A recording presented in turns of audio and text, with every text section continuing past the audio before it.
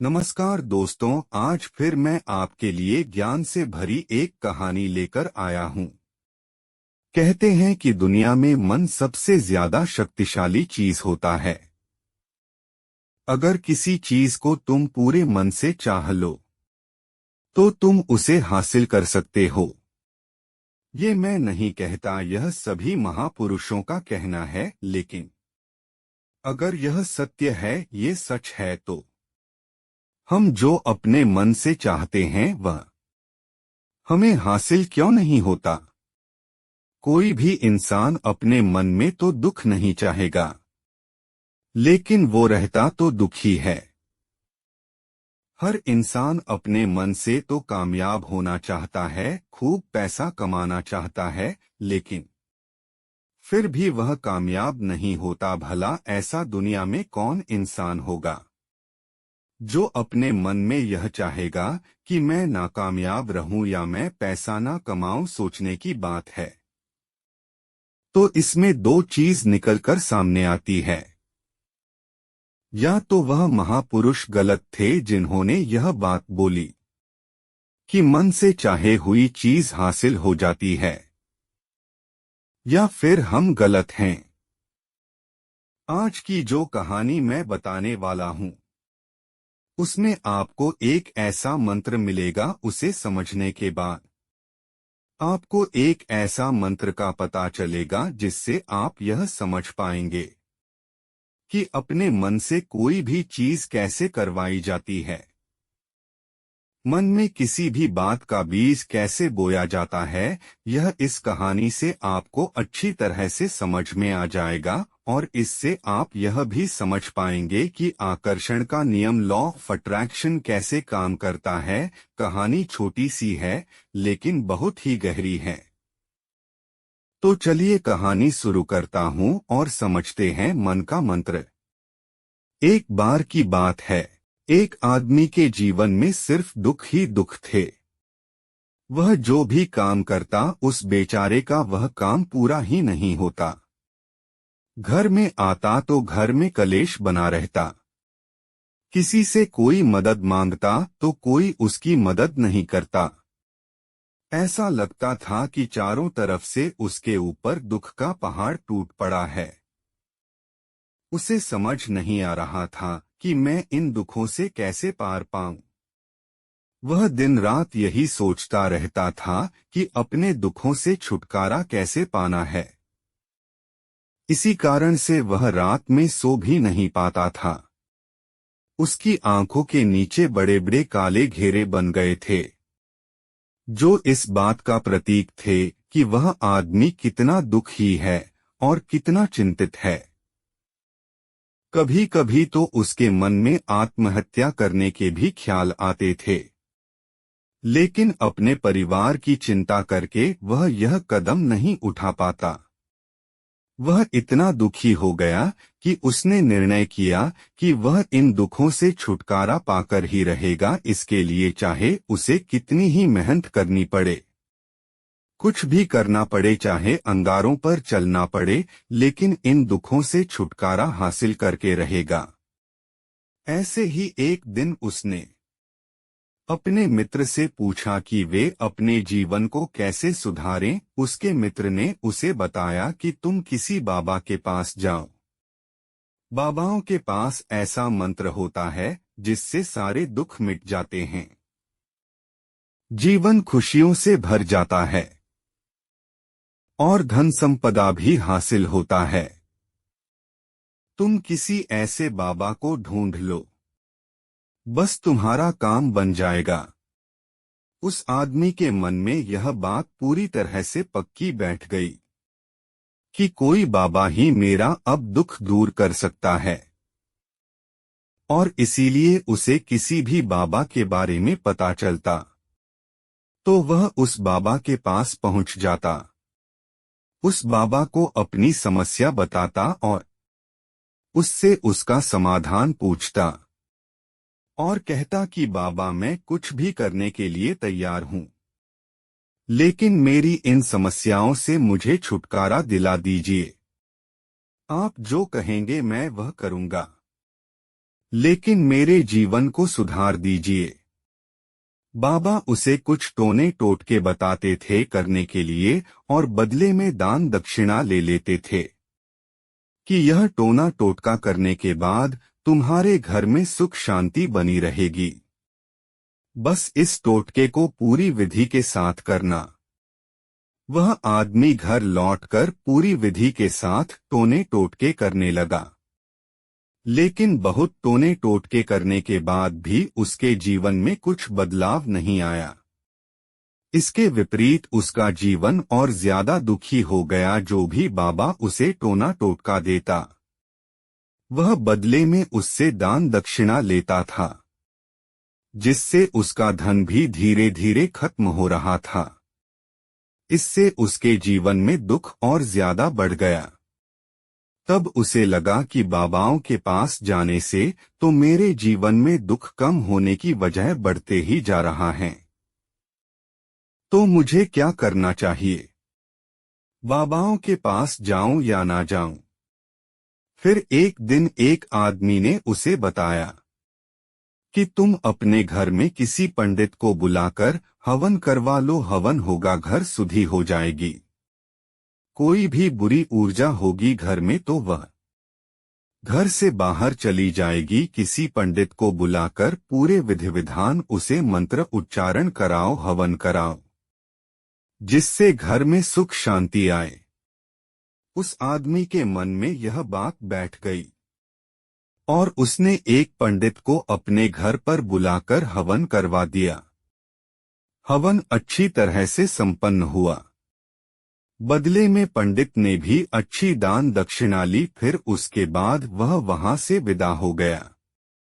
लेकिन कुछ दिनों के बाद उस आदमी को महसूस हुआ कि उसके जीवन में अभी भी कोई बदलाव नहीं आया है। अब वह आदमी पूरी तरह से दुखी हो गया और ज्यादा परेशान हो गया। अब तो उसे लगने लगा था कि मेरे जीवन में से दुख कभी खत्म ही नहीं होंगे।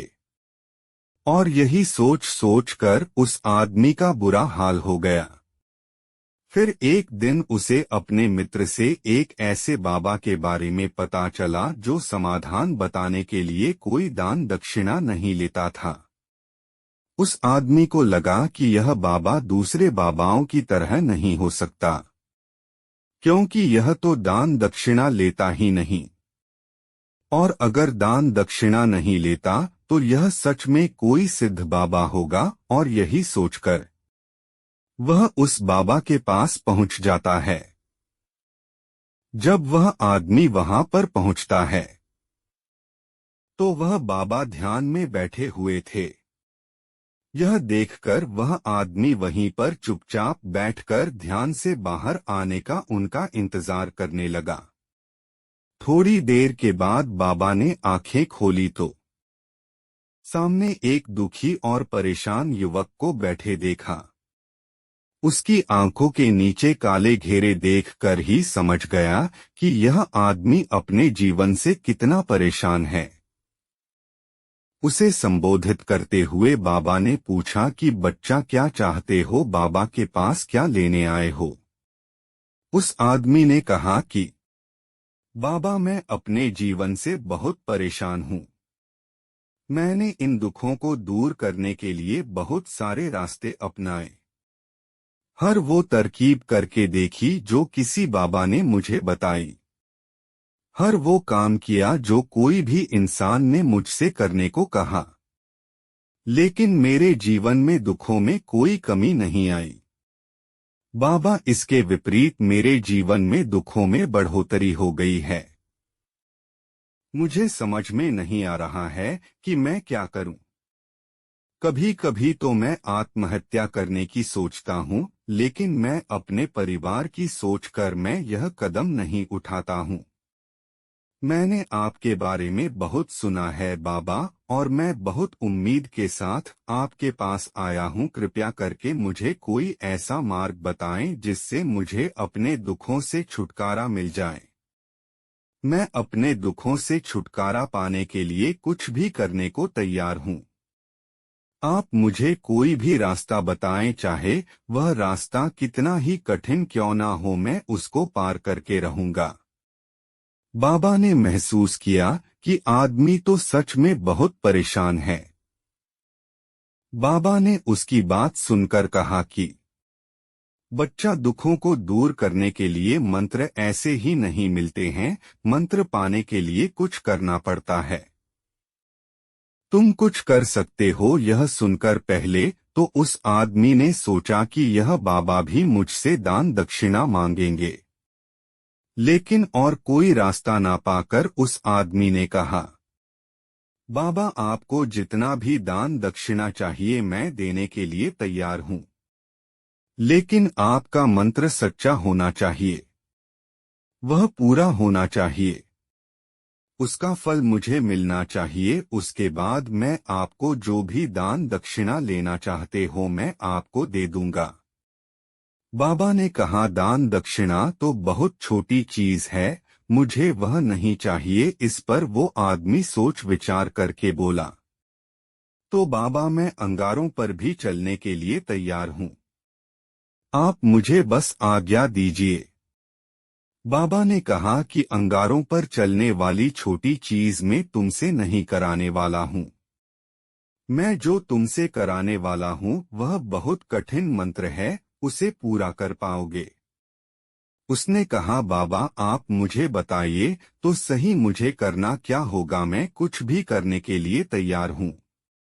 इस पर बाबा ने उसे कहा कि यहाँ से जब तुम अपने घर जाओ तो रास्ते में अपने मन में यह दोहराते जाना कि मैं सुखी हूँ, मैं सुखी हूँ। बार बार अपने मन में यही दोहराना, और याद रहे जुबान पर यह नहीं आना चाहिए, यह सिर्फ मन में दोहराना है।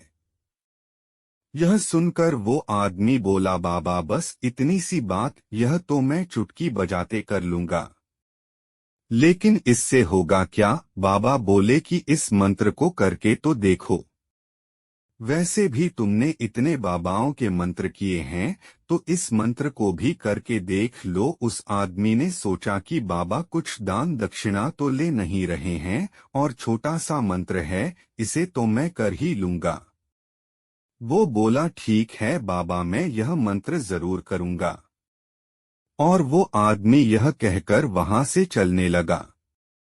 लेकिन जैसे ही वह चलने लगा, पीछे से बाबा ने बोला कि बच्चा, एक बात याद रखना, जब तुम यह मंत्र अपने मन में दोहराना तो तुम्हारे मन में बंदर के विचार नहीं आने चाहिए, बंदर का ख्याल भी नहीं आना चाहिए, तो ही यह मंत्र सिद्ध होगा। आदमी बोला, मुझे तो आज तक बंदर का कोई विचार नहीं आया, तो अब क्यों आएगा? आप चिंता मत करिए बाबा, मैं बस मन में यही दोहराऊंगा कि मैं सुखी हूँ, मैं सुखी हूँ, इसके अलावा बंदर का कोई भी विचार मेरे मन में नहीं आएगा। यह कहकर वह आदमी वहां से चल देता है। वह अपने मन में मैं सुखी हूँ, मैं सुख ही हूँ यह दोहराता हुआ थोड़ी दूर ही चला था कि उसके मन में अचानक बंदर का ख्याल आ गया। बंदर का ख्याल एक बार आया और चला भी गया, लेकिन उस आदमी ने सोचा, आज तक तो मुझे बंदर का कोई भी विचार नहीं आया, यह आज बंदर का विचार क्यों आ गया? और ऐसे करके उसने उस बंदर के विचार को पकड़ लिया, और यह भूल गया कि मुझे क्या मंत्र दोहराना है, और वह बंदर के बारे में सोचने लगा। जब थोड़ी देर बाद फिर से उसे होश आया, तो वह फिर से अपना वही मंत्र दोहराने लगा जो बाबा ने उसे बताया था, मैं सुखी हूँ, मैं सुखी हूँ। लेकिन अचानक से उसे एक बंदर दिखाई दिया, और यह देखकर फिर से उसके मन में बंदर का विचार उठ गया, और यह देखकर वह इस विचार को बाहर फेंकना चाहता था, और वह चाहता था कि मेरे अंदर किसी तरह से बंदर का विचार न आए, लेकिन उसे तो सामने बंदर ही दिखाई दिया। ऐसे ही जद्दोजहद करते करते घर पर पहुंचा। और घर पर पहुंचने के बाद अपनी पत्नी को कहा कि हे बंदरिया, मुझे खाने में बंदर परोस दो।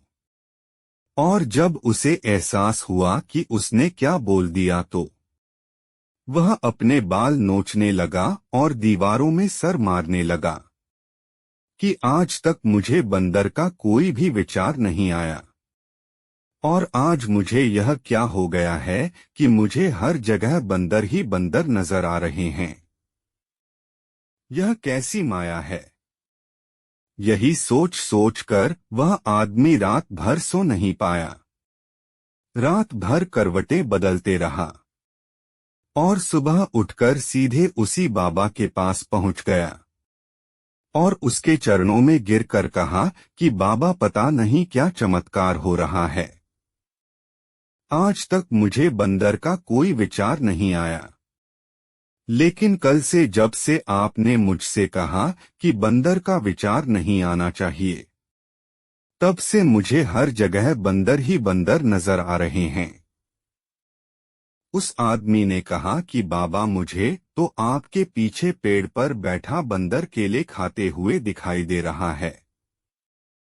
यह हो क्या रहा है बाबा? यह सुनकर बाबा हंसने लगे। हाँ हाँ हाँ हाँ बच्चा, मन का जाल एक ऐसा जाल है जिसे समझ पाना इतना आसान नहीं है। बंदर तो तुम्हारे रास्ते में पहले भी आते थे। जब तुम मेरे पास आए थे तो इन्हीं पेड़ों पर यह बंदर घूम रहे थे, लेकिन तब तुम्हारे ध्यान में यह बंदर नहीं था, तब तुम्हारे ध्यान में सिर्फ दुख थे। इसके बाद बाबा ने उसे बताया कि बच्चा, हम जिस चीज से भी दूर भागना चाहते हैं, वही चीज हमारे मन में बहुत गहरे में प्रविष्ट हो जाती है और हमारे अंतर्मन में समा जाती है। असल में हम जिस चीज से छुटकारा पाना चाहते हैं, उससे छुटकारा इसीलिए पाना चाहते हैं कि वह हमारे साथ बहुत गहरे से जुड़ी हुई है, और हम जितना ही उससे छुटकारा पाना चाहते हैं, वह उतनी ही गहरी हमारे मन में बैठती चली जाती है और आखिरकार हमारे अंतर्मन में छा जाती है।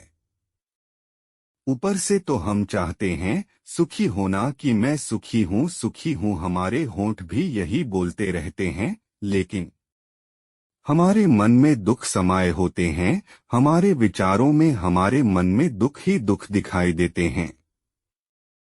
इसीलिए अपनी जुबान से बार बार यह बोलने से कि मैं सुखी हूँ, मैं सुखी हूँ, हम सुखी नहीं होंगे जब तक यह मंत्र हमारे अंतर्मन में प्रविष्ट नहीं होगा। इस पर उस आदमी ने पूछा कि बाबा, लेकिन यह मंत्र हमारे अंतर्मन में प्रविष्ट कैसे होगा? यह सुनकर बाबा ने कहा कि बच्चा, अपने दुखों से लड़ना बंद कर दो। जब तक तुम अपने दुखों को दूर करने की सोचते रहोगे, तब तक वो दुख तुमसे चिपके रहेंगे, तब तक वो दुख तुम्हारे अंतर्मन पर अपना राज बनाए बैठे रहेंगे। और जिस दिन तुम उन दुखों के बारे में सोचना ही छोड़ दोगे, उन दुखों से छुटकारा ही नहीं पाना चाहोगे, उसी दिन से तुम्हारे जिंदगी से दुख गायब हो जाएंगे। क्योंकि किसी भी चीज से छुटकारा पाने के लिए हमें उस चीज के बारे में सोचना पड़ता है, और हम जितना ही उस चीज के बारे में सोचते हैं, वह उतनी ही गहरी हमारे मन में प्रविष्ट होती चली जाती हैं। हम अधिकतर समय दुखों के बारे में ही सोचते हैं। हम यही सोचते हैं कि हमारे जीवन में दुख है और हमें इससे छुटकारा पाना है। इसी वजह से बार बार सोचने से वो दुख हमारे अंतर्मन में प्रविष्ट हो जाते हैं और हमें एहसास भी नहीं होता। इसीलिए अगर तुम दुखों से छुटकारा पाना चाहते हो, तो दुखों से छुटकारा पाने के बारे में सोचना छोड़ दो। तुम्हें दुखों से छुटकारा मिल जाएगा। अक्सर आदमी धूम्रपान छोड़ना चाहता है, शराब छोड़ना चाहता है। सुबह अपने आप से यह वादा करता है कि मैं कोई भी गलत काम नहीं करूंगा, लेकिन शाम को जब लौटता है तो नशे में चूर होकर लौटता है, ऐसा क्यों होता है? जो हम सोच रहे हैं वह पूरा कर ही नहीं पा रहे हैं। असल में हम उस चीज को बहुत ज्यादा तवज्जो दे रहे हैं, उस चीज को बहुत ज्यादा अहमियत दे रहे हैं। जब भी हम उस चीज को छोड़ने के बारे में सोचते हैं तो हम उसकी महत्व यानी कि विशेषता और ज्यादा बढ़ा देते हैं। हमारा मन उस चीज के बारे में जितना ज्यादा सोचेगा, शराब या धूम्रपान छोड़ने के बारे में जितना ज्यादा सोचेगा, हमारा मन उतना ही उस चीज के पीछे ज्यादा भागेगा। हमें उस चीज से लड़ना नहीं है, बल्कि बिना सोचे गुजर जाना है। और अगर हम इस मंत्र को समझ लेते हैं तो हम अपने जीवन में जो भी पाना चाहते हैं उसे अपने अंतर्मन में डाल सकते हैं। और एक बार वो लक्ष्य हमारे अंतर्मन में बैठ जाता है तो फिर सफलता पाने में कोई समस्या नहीं आती, कोई दिक्कत नहीं आती। तो दोस्तों, कैसी लगी आपको यह कहानी नीचे कमेंट बॉक्स में जरूर बताना। जल्द ही आपसे मिलेंगे एक नई कहानी के साथ। बाय बाय दोस्तों। Good luck, take care.